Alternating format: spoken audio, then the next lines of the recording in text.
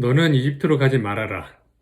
하나님께서 아브라함에게도 그리고 그의 아들 이삭에게도 두 번에 걸쳐서 이야기를 하십니다.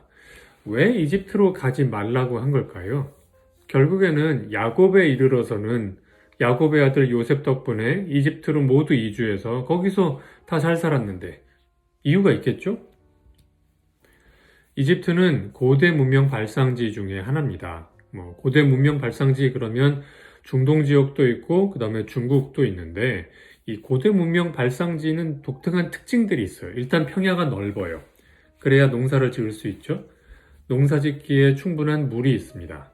그런데 넓은 평야에 물이 많으면 사람들이 다 모여 살면서 문명을 건설하냐? 그렇지 못할 수 있어요. 왜냐하면 사람이 모여 살면 그냥 그만큼 전염병이 많이 돌아요. 그러다 보니까 병충해와 전염병을 막으려면 건조해야 돼요. 물은 많은데 어떻게 건조할 수 있냐고? 그건 좀 이따 설명하기로 하고, 여기에 이집트는 독특한 플러스 알파가 있는데 그게 뭐냐면 주변이 사막이기 때문에 다른 나라가 쳐들어오려면 굉장히 힘들어. 그래서 오랫동안 안정적으로 왕국을 유지합니다. 이집트의 사진이에요. 인공위성에서 찍었는데 자, 북쪽에 보면 삼각주가 있고 녹색이 부채처럼 펼쳐져 있죠. 그리고 강줄기 옆으로 녹색 지대가 보입니다. 남쪽이 사실은 상왕국이에요. 어퍼 이집트. 남쪽인데 아니 그게 아니라 여기가 지대가 높다는 거지. 그래서 상류에서 하류로 내려가는 거니까. 북쪽이 로어 이집트. 이 두 개는 별도의 왕국이 있었습니다. 그래서 상왕국 쪽의 이집트 왕의 모자와 그다음에 하왕국 쪽의 이집트 왕 모자가 달랐는데 결국에 이게 통일되고 나서 모자도 합쳤죠. 나름 재미있지. 이집트의 역사는 굉장히 오래돼서 지금 발견된 유적 기준으로 기원전 3000년까지 거슬러 갑니다. 그때부터 이미 사람들이 거주했고 문명을 건설했는데 기원전 2650년경에 첫 번째 피라미드가 만들어진 걸로 알려져 있어요. 이 피라미드는 지금 우리가 알고 있는 피라미드보다는 조금 더 이렇게 계단형, 크기가 작은 형이었어요. 이후에 왕조가 여러 번 교체됐지만 외부로부터 침공받은 경우는 흔치는 않습니다. 기원전 1670년에 힉소스인들이 마차를 몰고 들어와서 침공을 했고 왕조가 한번 바뀌긴 했는데 그런 케이스는 아주 드문 일이고 전반적으로는 아주 안정된 모습을 보이죠. 이집트는 고대 사회의 곱창지대입니다. 쉽게 말하면 다른 데는 가물어도 이집트에서만큼은 물이 많으니까 곡식이 풍부하다는 거죠. 비가 안 내리는데도 왜 이러는가?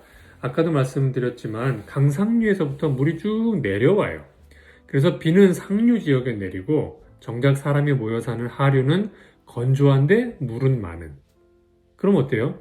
건조하다는 말은 비가 안 내린다는 거고 그 말은 비가 안 내리니까 구름이 없고 해가 쨍쨍 내리치면서 물이 풍부하면 곡식들은 엄청 잘 자라지. 이렇게 먹을 게 많다 보니까 근동 지방에 있던 근동이라 그러면 우리가 이제 이란, 이라크, 시리아, 레바논 이렇게 말하는 레반트 지역이라고 하죠. 거기에 셈족의 후손들이 교역을 위해서 이집트로 많이 들어왔고요. 결국에는 이스라엘 가족도 기근을 피해서 이집트로 들어왔죠. 이집트의 이 기록들을 보면 셈족의 이동들을 확인할 수 있는데 그림에서 오른쪽 위에 있는 남자들은 피부색이 좀 검습니다. 왜냐고? 이집트인들이니까. 이집트인들은 북아프리카인이에요. 굳이 따지자면 흑인에 가까워요. 반면 왼쪽에 있는 사람들은 셈족 중에서도 이 장사를 하기 위해 넘어온 사람들이죠. 피부색이 좀 밝고 수염을 기르고 있습니다. 이집트인들은 수염이 있긴 있네. 이집트인의 경우 수염은 권위의 상징이기 때문에 중요한 사람이 아니면 수염을 기르지 않았고요. 심지어 파라오만 수염을 기르는 경우도 있었는데 한때 이집트에 여자 파라오가 있었을 때 그 여자 파라오도 스스로 수염을 붙여서 권위를 상징하기도 했습니다. 자, 그렇다면 이제 한번 생각을 해봅시다. 왜 하나님께서 아브라함 자손들에게 이집트로 가지 말라 했을까? 이집트에 가면 이런 광경을 볼 수 있어요. 스핑크스, 피라미드, 감탄이지 우와, 저걸 어떻게 다 만들었을까? 그래서 거기에 들어간 사람들은 하나같이 입을 떡 벌리고 대단하다 라고 말할 수밖에 없는데 생각을 해보는 거죠. 유목민 후예들이 이렇게 정착민 세상에 가서 감탄하는 게 맞을까?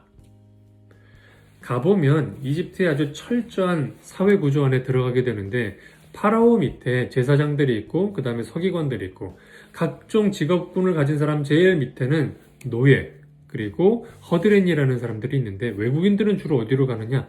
이 노예로 가게 되죠. 그걸 염려했던 하나님께서 아마 막으셨던 것 같아요.